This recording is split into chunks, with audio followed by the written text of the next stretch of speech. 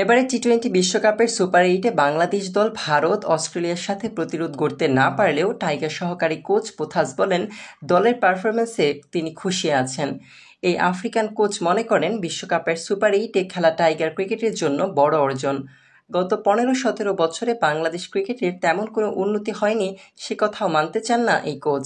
তিনি বলেন 2007 সালে বাংলাদেশ যা করেছে এখনও তা করে থাকলে ব্যাপারটায় চমকে যাওয়ার কিছু নেই। এমন নয় যে তারা সামনে এগোয়নি, অন্যান্য দল হয়তো আরও অনেক বেশি এগিয়েছে, এ কারণে বড় পার্থক্য তৈরি হয়েছে।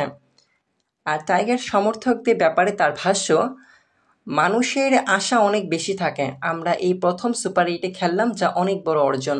তারা যা করেছে তাও কম নয়। দুটো খুব ভালো দলের বিপক্ষে আমরা ম্যাচ হেরেছি।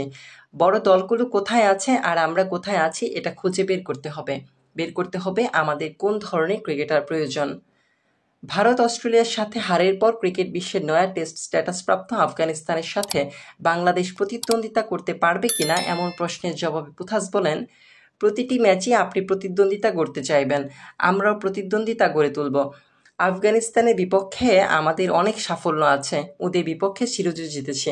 আপনি ক্রিকেটের মতো খেলায় আপনার দেশকে প্রতিনিধিত্ব করছেন, এটা অনেক সম্মানের। আফগানিস্তানের বিপক্ষে অতীতে অনেক সাফল্য আছে, আমরা তাই এই ম্যাচ জিতে বিশ্বকাপ শেষ করতে চাই।